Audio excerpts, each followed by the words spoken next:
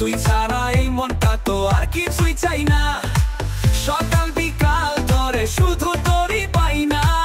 লাইলা। শাকিব খানের বরবাদ সিনেমার গানে কণ্ঠ দিয়েছেন বাংলাদেশের জনপ্রিয় কণ্ঠশিল্পী কুনাল। শাকিব খানের সিনেমা মানে কুনালের গান, এটা যেন একটা রীতি হয়েছে। তবে কুনালের গানগুলো সুপারহিট হয়। শাকিব খানের সিনেমায় কুনালের কণ্ঠে যে কয়টি গান, সব গানগুলোই হিট হয়েছে।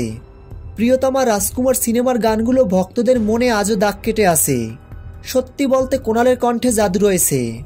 তবে এবার সেই সূত্র থেকে ধারণা করা যাচ্ছে শাকিব খানের বরবাদ সিনেমাতেও কুনালের কণ্ঠে একটা গান থাকতে পারে।